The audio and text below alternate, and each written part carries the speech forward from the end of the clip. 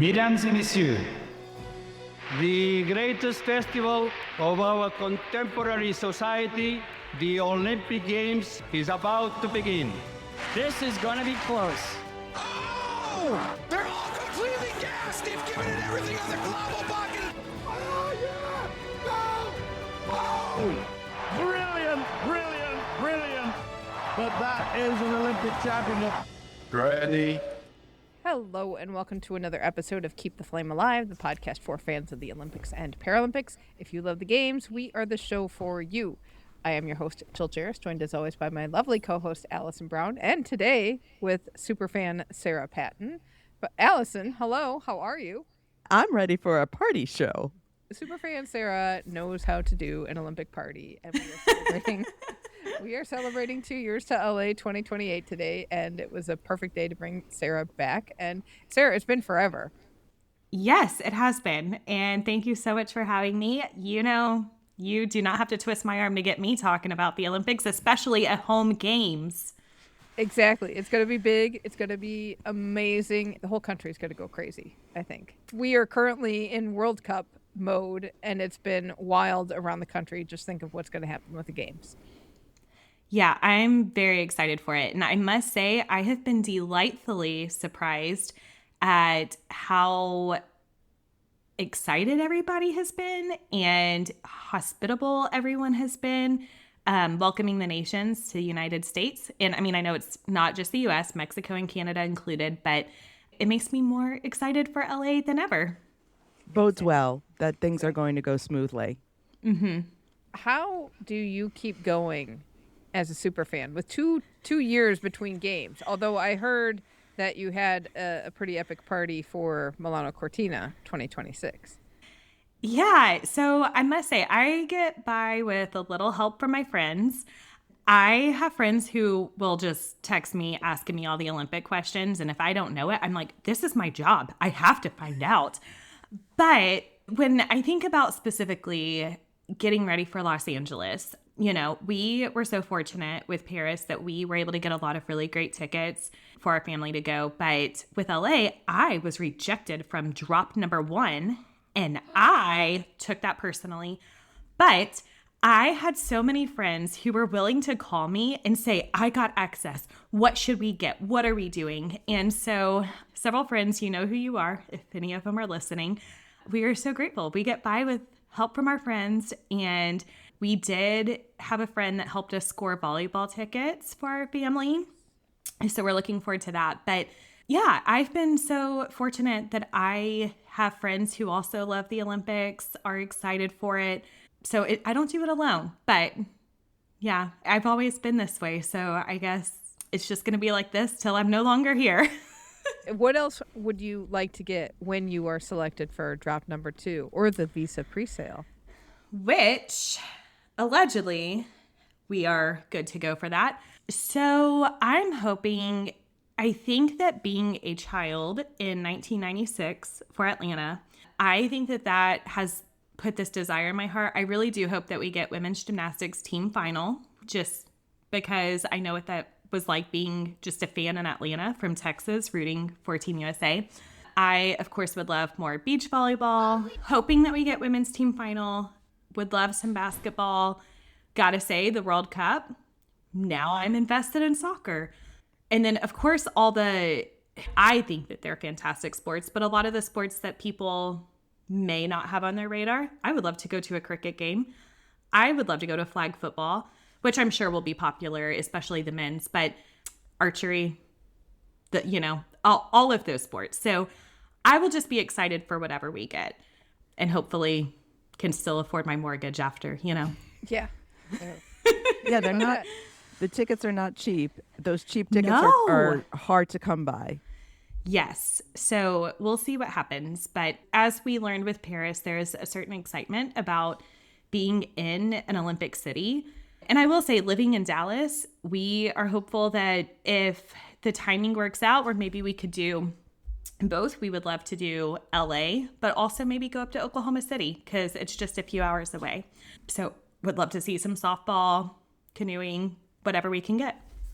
Nice. I realize that this is an Olympics podcast, but news in gymnastics, speaking of gymnastics, has been the return of Suni Lee, the return of Caitlin Owashi, and return of Jordan Childs is returning to elite. Jade Carey. Jerry Carey. Yeah, Jordan hasn't officially gone away, as in there's not been a retirement post. And so I don't know if she's going to even announce a comeback.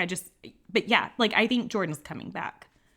So all of these gymnasts that we have known in the Olympic arena for years are back again trying for LA, and it's going to be amazing.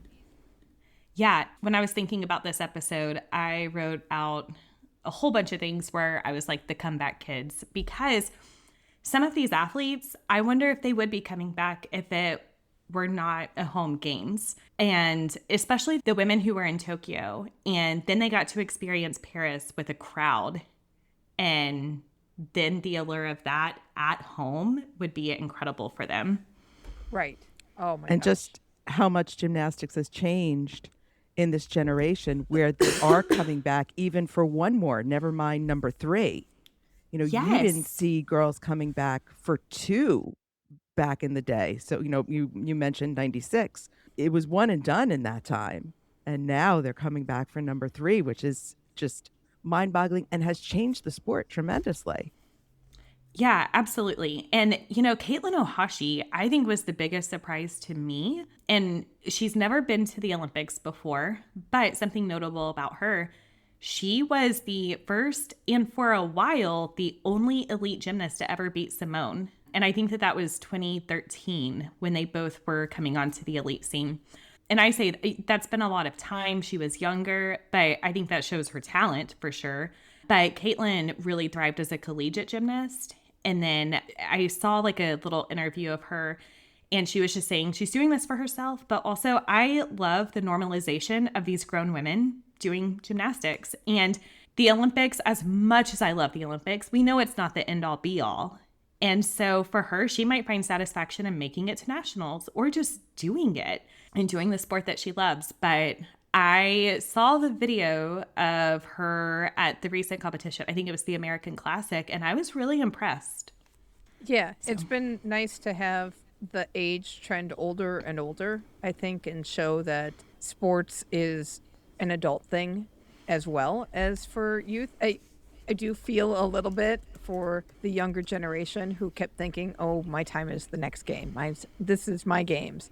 And it may not be for many of, you would think that an entire guard would change over, and they don't anymore. Yeah. And, thinking back to Suni announcing her comeback, you followed her story leading up to Paris. She had just overcome some kidney issues, her kidney disease. And she peaked at the right time to make that team and to do well. I mean, we saw her get a bronze medal in the all-around, and, she thrived in Paris. But I have to wonder if she's like, okay, I was barely healthy for Paris. What might I be like after a few years of being healthy? And I think the timing is interesting because, and this is not to bash any gymnasts because I could never do what they do, but a lot of times we see comebacks, in spring of an Olympic year, but doing it 2 years out, She's like serious. they know. Yeah. Yeah. And they know what it takes, all the training involved with getting back to an elite level. It's really impressive. Yeah, they're giving themselves time. And Simone, when she has talked about a comeback, she has said that her coaches told her, give us a 2-year heads up. And so I don't know. I know that not too long ago, she posted some stuff without going into detail about a recent health issue that she had. So I don't know if that is going to take her out, but I would not be surprised to see Simone go for LA. Agreed. Like, I'm not going to bet money on it and say it's happening, but I don't know. The allure of LA. Yeah, and I will say, Simone was pretty open about wanting to have a family and to have kids. My prediction was that after Paris, she was going to have a baby, come back. But also, we know things don't always work in a timeline that is planned for that kind of stuff. And so I don't know if I think the next couple of years, it's probably that choice for her. I can't say. I don't know. And that's not my business to say. But it would just be curious to kind of see maybe if she goes to the Olympics and then maybe has kids, you know? If she's healthy, I would not be surprised to see her come back. Since we're talking about comebacks, what other comebacks were you thinking of? Well, it is no secret that a woman who I admire personally, Allison Felix, y'all know I love her, she has announced a comeback, and that one surprised me. And I know that it will be very difficult for her to make that team, but she has made teams after not being expected to make teams before. She picked up an individual medal in Tokyo against all odds, and after everything she went through with her first baby. So I don't know. I'm very curious to see. But again, she's giving herself 2.5 years since she announced it, and she knows what it takes. And so I don't know. I hope that it goes well for her. I hope that we see her in LA. And she grew up in LA. So again, would she be coming back if the Olympics were not in LA? I don't know. Maybe not.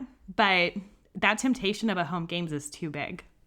I wonder how much some of these athletes get not talked to, but how much it comes up in conversation with them in terms of like, what do you think you want? Would you come back? Is it always in the back of your mind? What was it like for her being at Paris and seeing it? And then you're like, well, maybe I can still do it because I still go out. Obviously she stays in shape. I don't think that somebody of her caliber just doesn't work out anymore. But I wonder how much it is I think I can still do that. And then and doing it at home. If you see how crazy the French were in Paris, you know how Americans get too. What's that going to be like? Yeah. You know, I also know that Allison has had a couple of documentaries made about her. And so I'm curious, will we get up close and personal with her journey? Which reminds me, going back to Suni, I don't know if you saw the announcement that Suni made. She also announced that this is going to be the first Fanatics produced documentary that's going to follow her journey. So if Fanatics is starting with Suni, who else is going to get a documentary and have a comeback documented? So that'll be interesting. I know Allison was a part of Sprint on Netflix, so maybe we'll see something there, or maybe another platform. But yeah, having a hometown Olympics, I just think the temptation is too big to not try. Taylor Finney. Have you guys heard about that one? He's a cyclist. Yes. Connie Carpenter Finney's son and Davis Finney, right? Yep.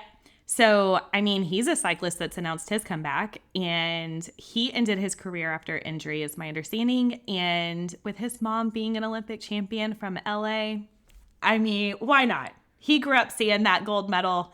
Why not? Why not try? I mean, what a story that would be. Yeah. To bookend with LA like that. Yeah. I mean, and then I feel like there's random individual athletes that have come to my mind when it comes to comebacks.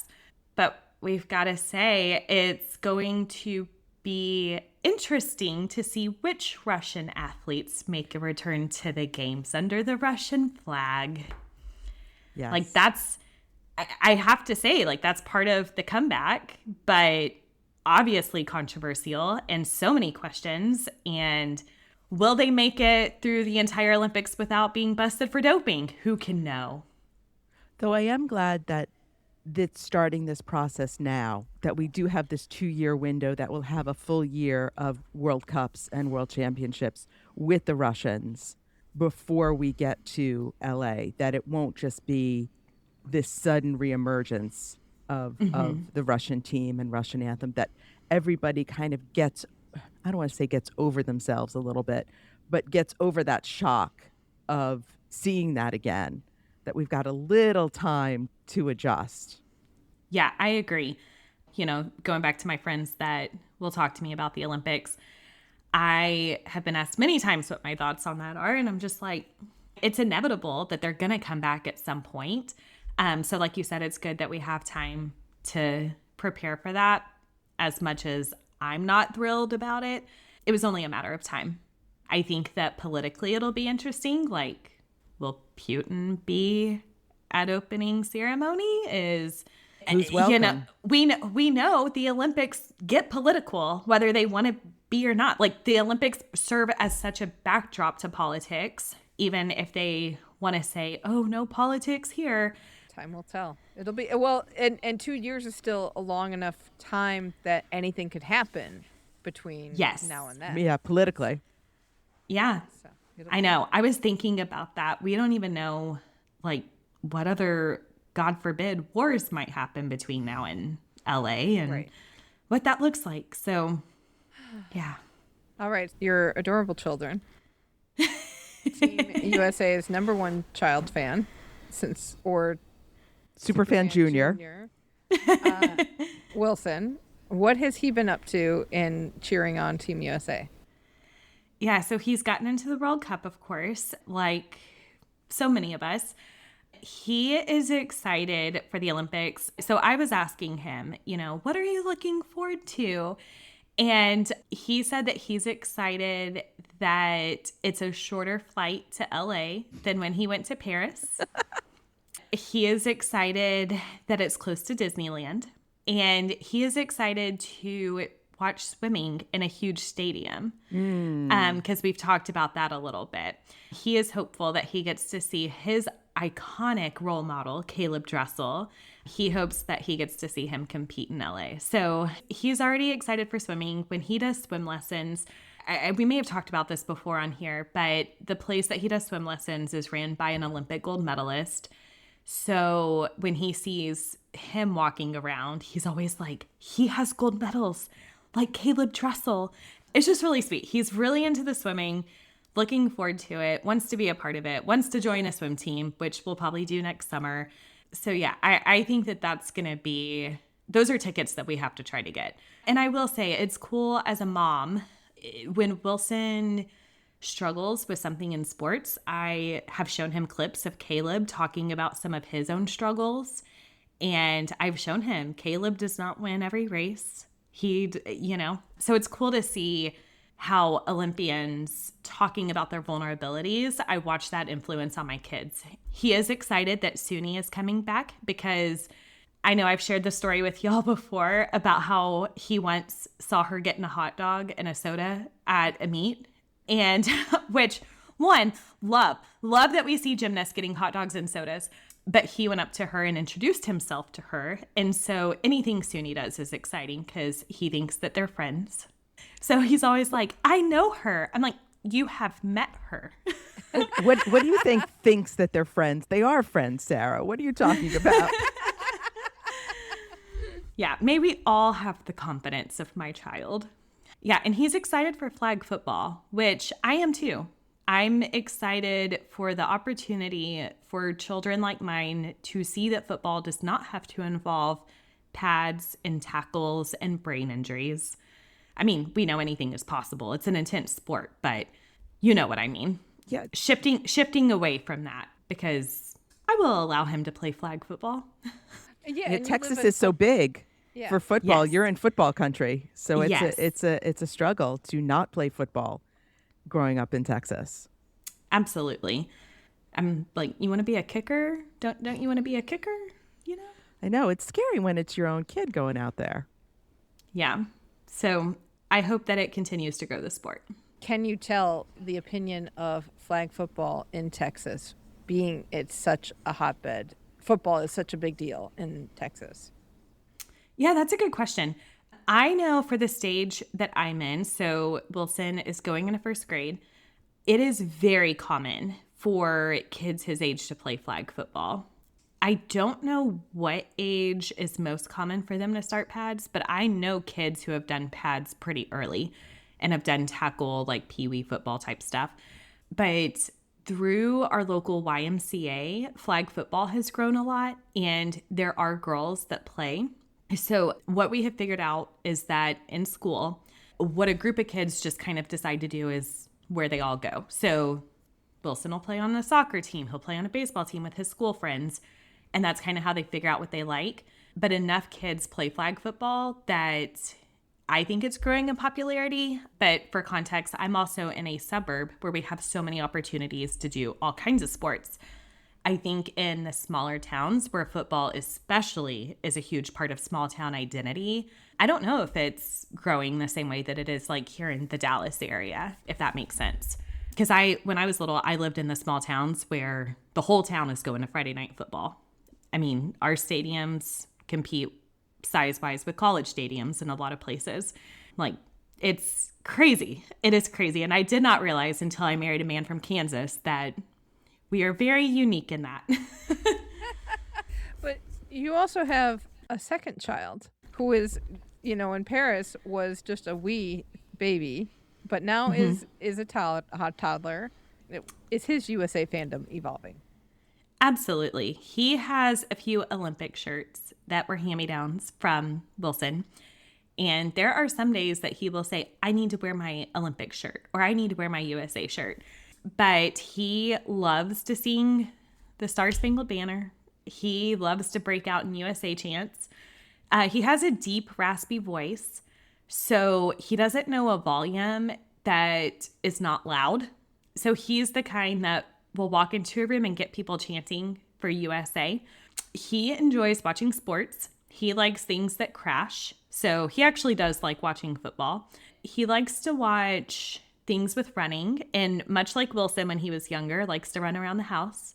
After the Winter Olympics, he got really into watching ice skating, which was interesting because I figured he'd be more of a hockey kid. But he likes to put his socks on and run around our hardwood floors and say he's ice skating and make himself fall. So yeah, I think the next 2 years are going to be a lot of fun. So yeah, the younger one is 3.5 right now. So he'll be 5.5. For context, when we took Wilson to Paris, he was 4. And Wilson did great in Paris. I mean, you guys saw him there. He thrived, and he was capable of sitting at all those events. He did really well, got into them. Now that I have a more typical toddler, I recognize that would probably not be the case for Everett at 4. So it's good he has an extra year before he goes to his first Olympics. Has he memorized Ilya Malinin's music from the long program and he sings it around the house while he is also figure skating? He hasn't done that, I will say. He is something, but not nothing. Yeah, I remember watching that with Wilson. He's like, what is this? I was like, you'll understand when you're older. I don't know. So I remember a couple years ago, listener Rosie asked me advice on how to get her child to share the Olympics with her, to share her Olympic love. So what kind of advice would you give? Because you have done that in spades with both of them. Oh my goodness. I mean, in our family, we are big on celebrations. And whether it's birthdays, even if it's just our little family, like I love a theme. So when the Olympics are coming, my kids usually know that means there at some point will be a gathering of people. And this is not to sound like I've got things figured out as a parent because, none of us know what the heck we're doing. But we don't watch a ton of TV in our house. And so when the TV is on, it's special. And if that means it's sports, they're excited because the TV is on. And the TV may be on longer if it's sports, right? Yes, absolutely. But, looking back, I don't think they really had a choice, which maybe they'll resent me one day. But I think back to like when Wilson was a baby during the pandemic and we did like that video call with Nastia Lukin and he was a baby. He was along for the ride. So, it's one of those things where my love of the Olympics has rubbed off on them, but they also didn't have a choice and they've just been brought into it. Wilson also enjoys learning about other cultures. So there is something about, learning about the different countries that come, learning what their flags look like, learning about their customs. He's just very eager to learn. And again, Everett might not keep up with that as he gets older. I think taking them to sporting events has gone really well. Like we've taken both of them to VNL, Volleyball Nations League, and that's exciting. Or things that I find really fun. I'll look up YouTube clips to be like, look at this clip from when I was a kid, and this was something that was special for me. So I think it's rubbed off on them. They like sports. It hasn't really been hard for me to get them to like the Olympics. Themed food. We do a lot of themed food and snacks. So when they get red, white, and blue fruit snacks, that's a special treat. or when I make cookies and things like that. So I think that they have just figured out this is a big deal for us, and that's just what our family's going to do. And I'm not going to ever force them to do a bunch of stuff they don't want to do. But if they don't want to be a part of an Olympic party, they can go hang out in their room, and that's fine. Since we're 2 years ahead, it's a good time to speculate on a lot of stuff. Let's go. What do we think about opening ceremony? Okay. I have been brainstorming what I think will happen, or what I think could happen. And again, because it's 2 years out, so much could happen. But I keep wondering who's going to light it? Who is going to light the cauldron? And then will it be an individual or will it be a team? I don't know. Can we go back to an individual, please? Although, I mean, we do have two opening ceremony stadiums. So I'm... True. Yeah, I was going to say, are you worried about two cauldrons? Yes, because we have a cauldron at the Coliseum. So do you put a cauldron in SoFi so they can see it, or do you have a cauldron in a plaza that is somewhere else, which I did not... I liked it during Milano Cortina because you could go and you could see it, and you weren't really going out to San Siro anyway, and you could have cauldrons in multiple spots. I did not like the opening ceremonies experience of the flame runs through. And this happened at both Paralympic and Olympic ceremonies, where the flame just comes through and you see it and you wave and that's it. It takes away the specialness of the flame. Did not love the 25,000 people lighting the balloon cauldron in Paris. To me, it kind of dilutes the experience. No, I agree with you. And because I love the heritage of the Los Angeles Olympics, I would love it if it was only at Memorial Coliseum because it's tradition. But I'm also aware that they're going to have to do something at SoFi Stadium, you know? Like they will have to do something. So I don't know what that'll look like. And then, yeah, if it's going to be individual, like one athlete or a pair or again, like a team. And so I keep trying to think of like who's going to be involved in like at least the final legs, if not actually lighting the cauldron. And I feel like an obvious answer that people keep bringing up, like Michael Phelps. Obviously he's going to be, or they will try to get him involved. Like, obviously. I've heard a lot of speculation about Simone, but we're also going on like very recent memory. But I'm thinking about the last time the Summer Olympics were here. Will they get the Magnificent Seven? Because that was such an iconic moment for women's sports. I think about Michael Johnson, Carl Lewis. I think a name that would have been very possible for LA would have been Mary Lou Retton, but she's had a complicated recent history. And I'll just leave it at that. But I don't know. I also was thinking about, I want to make sure I get the name right, Gina Hemphill, Jesse Owens' granddaughter. Yes. I mean, she was part of the final pass-off for lighting the cauldron in 1984, and she's only like 5 or something. So like, will they involve her as a way to honor that legacy? Because I was trying to think like, will they do anything about a way to incorporate the legacies of earlier Olympians and thinking about LA heritage, you know? Mac Robinson, Jackie Robinson's brother, they grew up in Pasadena. I think about people like Louis Zamperini, who grew up in the LA area in Torrance. Like, how will they maybe try to honor some of those athletes? And maybe there's not a way to, but because Gina was a part of 1984, maybe they'll do that. I also thought about 1984, Michael Jordan won a gold medal as part of the basketball team. Will they bring the basketball team out, the women's basketball team? Joan Benoit Samuelson, like, how do they not involve her? Like, they have to. So, I don't know. As far as athlete involvement, Bart Connor, gold medalist from 1984, because we know his wife, Nadia, the legend Nadia Comaneci, was part of Paris. So, I don't know. What do y'all think? I did have Joni Benoit in my head as has to be involved. And I was thinking about in Sydney, how they did all the women. And I thought that was such they don't want to copy that, but that was such an amazing moment where it was all these Australian women gold medalists passing from one to the other and then ending with Kathy Freeman.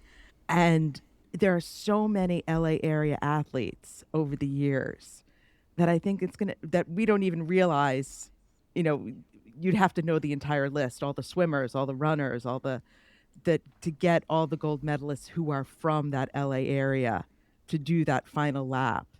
Yeah. I mean, And Allison Felix. Yeah. I mean, it's not going to be hard to fill that void. I think Janet Evans is from that area and she's involved in the committee. So it's going to be a fun who's who, I think, and a little bit of a Where's Waldo as to who you're going to do at that final moment. And I'm reading a book right now, and how they ended up with Muhammad Ali was who is the greatest living American Olympian when they had Ali for 96 in Atlanta.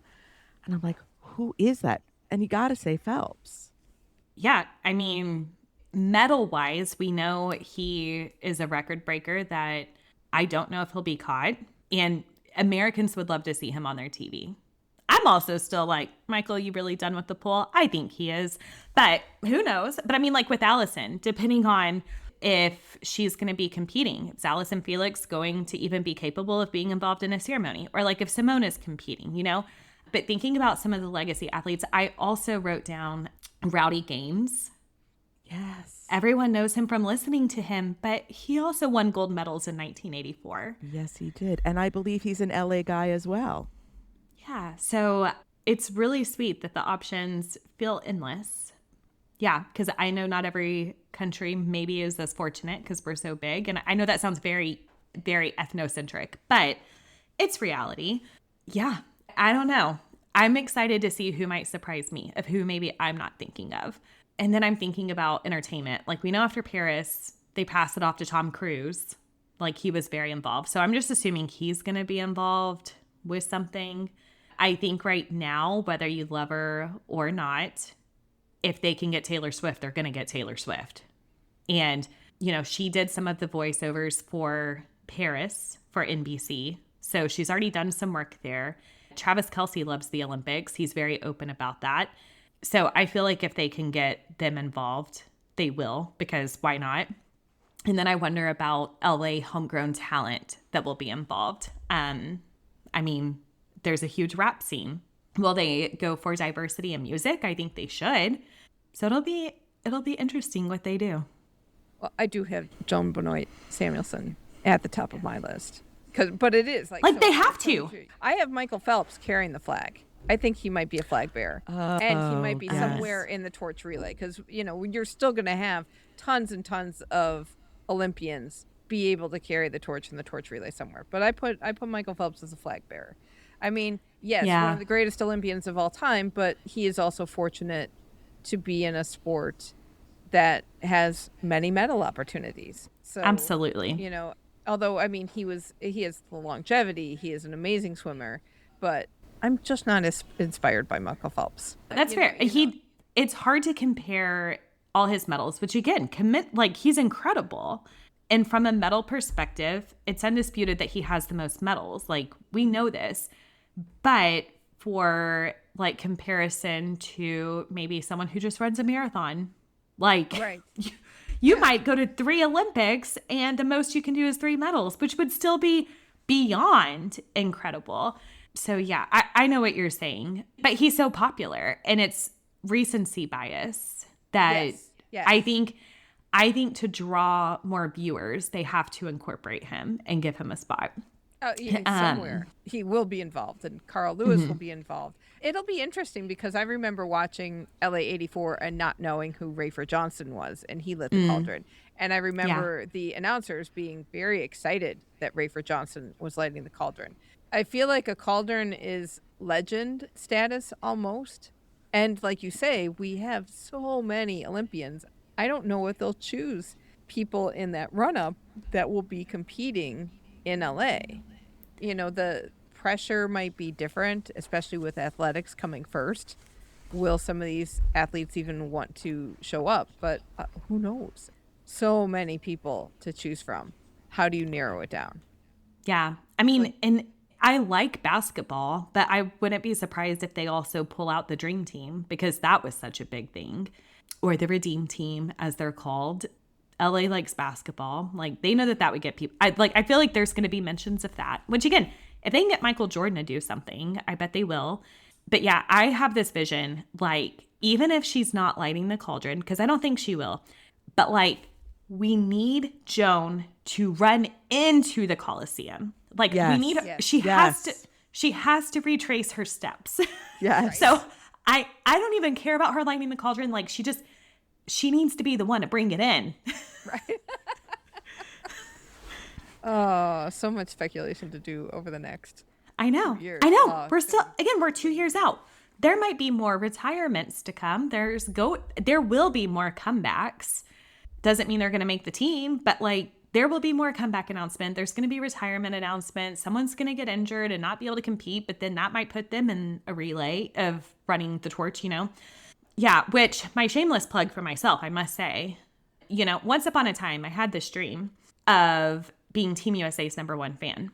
And then that happened in 2017, you know, which makes me feel so old that was so long ago. You know, because that's how this all started. And, well, actually, no, the fandom started forever ago. But, you know, getting the official title, that meant the world to me. That was one of my lifelong dreams. And then I had to have another dream. And so my ultimate dream is, like, if the torch comes through, or if the flame comes through Dallas, or really anywhere that I will drive to, I need to run with the flame.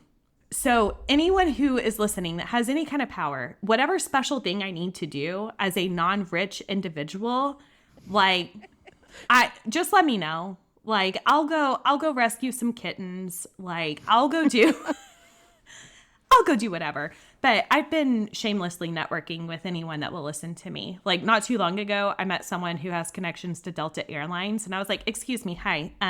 What do you know about marketing? So can you put me in touch with the people that will be helping, like, with a potential relay?" They were like, "What are you talking about?"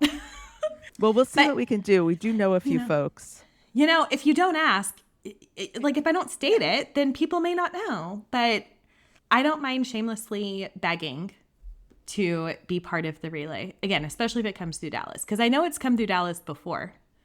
Yeah, that'll be exciting. We haven't gotten the word yet on what the torch relay is going to look like. Is it going to be nationwide? Is it how long? It better it's gonna be. All those kinds of things. Yeah, I expect it will be because, I mean, they're having soccer all over the country. So I think the torch has got, you know, at least 3,000 miles it's got to cover. Yeah. I mean, it's got probably through Oklahoma. So Has to. come on. I will become the biggest Oklahoma fan that I need to be temporarily. Like, am I still a little bit salty that Oklahoma gets to say they're hosting the Olympics before Texas? Absolutely. Like, but I will go and I will cross that Red River if it means that I get to put my hands on a torch. We will put in the good word for you with whatever we have, whatever our powers may be. We'll do it. What about the Paralympics? What are you excited about there? Oh, goodness. Everything. I am excited to see, you know, we talk about like the World Cup. Is it going to grow soccer? You know, all these questions. And having a home Olympics, is that also going to grow some of our sports that are less popular? I am hoping to see the Paralympics happening in LA continue to grow Paralympic sports at the collegiate level. You know, I've talked about this on here before, I think, but I live close enough to a college that has a wheelchair basketball team. So I hope that those sports continue to grow in terms of opportunities. And I think it will. I think that we will see a significant impact there. But yeah, again, I am excited, much like the Olympics, to see which athletes are sticking around because it's a home games. And I will say, as someone who's never been to the Paralympics before, I am hopeful that I will finally make it to the Paralympics with it being in LA and just being able to hop on a flight, which, as it stands, I currently have some special flight benefits. So when I say hop on a flight, let's be clear, it's not because I have a private jet. But yeah, thanks to my spouse who works for an airline. But that being said, you know, I'm hopeful that even if it's a weekend in LA, I mean, realistically, I probably have a better shot at getting more Paralympics tickets than Olympics tickets. Part of me wishes that was not the case. However, as a super fan, if I can rope a bunch of other people into being like, let's go to LA for the weekend, go check this out. Come on, come with me. Like, let's do a girls trip, whatever that looks like. I'm hoping that I can grow the popularity in my circles but also get to be there. And yeah, are we going to see Jessica Long? Are we going to keep seeing Oksana? Like, let's go. Come on. Come back, girls. I'm very That's excited very exciting. for Paralympics in LA because, like, I wish we could stop the narrative of, well, we're going to grow it parasport in this country, and then we're going to move on and grow parasport in Brisbane and Australia. Yeah. But, you know, I just want parasport to have its own place in people's hearts. Yes. But it feels like there's also so much organization that needs to be done to create something that people will pay attention to, like on a national level. But you also have an understanding limited resources, as well as you got to build grassroots stuff at the grassroots level and get people involved. But like, these sports are so cool.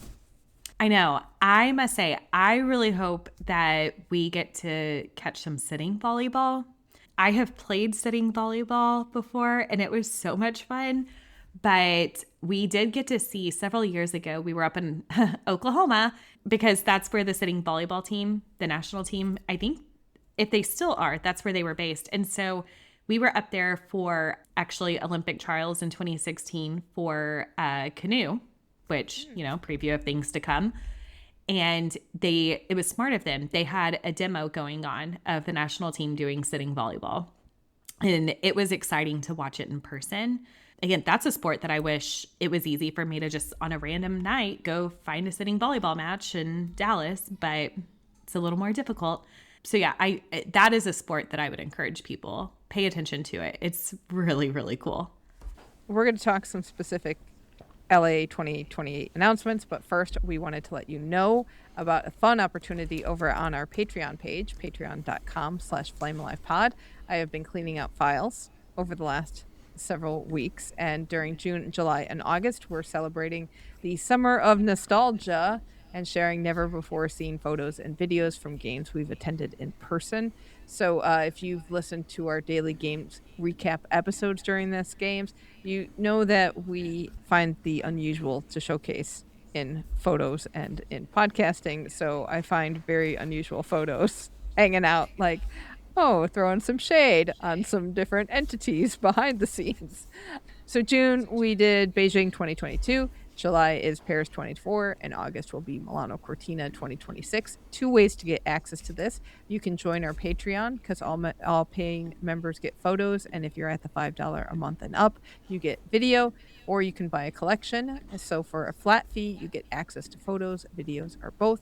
Patreon patrons ensure that this show keeps going, and they cover operating expenses, which this year we've had some vendor price hikes. We've had some legal fees to cover, so we are on the lookout for more people to join this group. So we hope you want to get your Ghosts of Games nostalgia today. Go to patreon.com/flamealivepod, and thank you to everybody who supports us in this method. But hold on, can I say though, I'm enjoying the nostalgia. I've been good. Yes, I've been getting the emails, and I enjoy it. And especially Paris, since I was there as a fan, like, there are things that you have shared and I'm like, oh yeah, I remember this, or oh, I did see something similar. So it's been fun for me too. Excellent. Well, thank you so much. Thank you for your patronage. All right, we have LA 2028 news that volunteer applications are open. So that is great.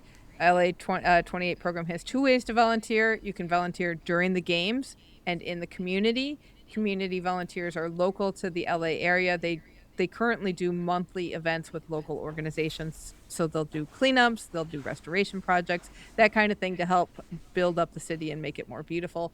We talked last week about the volunteer application process. So if you haven't listened to last week's episode, go back and do that. And that tells you more about what goes on during the volunteer application. Oklahoma City said they will need 6,000 to 8,000 volunteers. Applications will be opened until January, according to KFOR News 4. As we mentioned last week, all of the host cities will need volunteers in some way. Now we know how many Oklahoma City needs. And that's a lot. That's no small number there. No. Well, 2 sports over a long time. So they've got they'll have a lot of like team volunteers, I'm sure, needing to be assigned and that kind of stuff. So yeah. And they have a village, so you need all the village volunteers as well. In baseball, we might get Major League players. Apparently, the owners are on board, but the MLB Players Association is still negotiating. Sticking points, according to ESPN, seem to be hotel rooms, tickets, insurance, name, image, likeness rights, and a mandatory participation agreement. So that's still on the radar. We'll keep looking. We have more hospitality packages coming from On Location. So they have announced packages for equestrian and diving, and new packages for athletics, beach volleyball, and golf. A lot of their press release talked about climate-controlled spaces. So, Much appreciated climate control spaces. so there's a lot of stuff on Location's website, and we'll link to that in the show notes. If you buy a leisure-level hospitality package at certain zones with multiple venues, you'll have access to a hospitality pavilion. These will be in the Valley Zone, the Carson Zone, the Long Beach Zone, and the Downtown LA Zone. They are also climate controlled. They give you a food item and a welcome drink, and there's more stuff for purchase. And you can watch sports on the big screen. It sounded like they would be another Club 26, but instead of having one location, they're going to have multiple locations. I've asked On Location about this and haven't heard back from them, but that's the vibe I am getting from that stuff. And that makes a lot of sense that they would do it in the multiple spots, because this way you go to one event in a zone and then you have this other thing you can do while you're there. Yes. Or if you're going to two events and you have some time in between, you have a nice, cool, comforting space with a drink and a food item. What more do you need? Exactly. July 28th, more stuff will drop. Equestrian will have a premium lounge. Football is going to have a finals leisure lounge. Basketball is going to have an interesting program called Follow My Team. That is a package that guarantees a seat at 3 preliminaries and 1 quarterfinal for a specific country and gives you a hospitality option. There's a long list of countries that are going to be available for purchase, more than that will qualify for the games. So there was like 15 and 16 teams available, but I believe it's just a 12 team tournament. So again, I have a question into On Location as to what happens if your team does not get chosen. What happens to those tickets, if you still want them? Would you be able to return them or transfer them into something else? Don't know. Hopefully we'll find out. August, more things will drop. So football will have some finals, loge boxes, and then badminton, cricket, and rhythmic gymnastic packages will drop as well. Big. This is exciting. Houseparty.blog had a bunch of stuff, and you talked about soaking up the Olympics atmosphere, Sarah. There's just going to be, you don't even need tickets to get a dose of Olympic joy. Just go to LA. Africa House is official. It will be the Afro Village House at Media Park in Culver City. There's a website, afrovillagehouse.com. Cabo Verde will have a house. And if you loved them during the World Cup and got some Cabo Verde fever, you will be excited that they will have a house at the Hawthorne Memorial Center in Hawthorne. Deutsch's house will be back. It will be at the Bel Air Bay Club in Pacific Palisades. Romania plans to have a house. They have registered an interest in a location in Beverly Hills, but we don't have a confirmation of anything. And then I found out that Beverly Hills has a city council standing committee for the games. They have received a request from the Israeli Olympic Committee to host a Munich 1972 memorial event hosted by them, the German Olympic Committee, and the U.S. Olympic and Paralympic Committee. So we will keep an eye on that and see what happens with that as well. Got to be big. I cannot believe all of the hospitality houses that are probably still yet to come. I know, we've had such a list so far. I mean, House Party blog has been busy, just keeping up with all this news. And I'm working on a newsletter with things we know about LA. And I'm like, I can't list all these houses. I'm just going to have to direct people elsewhere, because we already know a few dozen that are up and have locations. And it's not, oh, we plan to have a house. No, we're having a house here. And these are the hours, and this is what's going to be there. So the hospitality house has really rooted firmly as part of the tradition now. Right. And you could decide, oh, I'm going to go to LA for a week, and you've only managed to get tickets to like the first day you're there and the last day you're there. you could fill up that entire time in between with hospitality houses, and they're great. Yeah, they're a lot of fun. And I've heard stories of people I'm not optimistic of this happening in LA, but I've heard stories of people who hang at the hospitality houses and end up scoring tickets to events where someone might just say, oh, I've got these extra tickets. Would you like to go? Again, I'm not optimistic of that being the norm in LA, but you never know. Like, you really never know. So, great place to check out the culture, much like Wilson. You could learn your flags. Yes. Yeah, I mean, we took him to the Denmark house in Paris, and they had all the Legos there, and he thought that was so cool. So yeah, it's great. But I'm also very intrigued and looking forward to seeing the individual national governing bodies that are doing houses, like artistic swimming and stuff like that. I'm curious to see how many end up having those individual houses. Yeah, it's going to be incredible to see what all goes down. And I think just it's going to be like SoCal just turns all Olympic. And heaven forbid you don't like the Olympics, because you're going to get sucked into it in some way, shape, or form. If you don't like it, just go out. We'll take care of your house for a couple weeks. It'll be fine. It's really true. House swap with us, and it can be the official Stucklistan house. Your house could be the official Stucklistan house. There you if go. you don't want to be in LA during the games. Honestly, let that be a sponsorship for the podcast. Right? Make that happen. All right.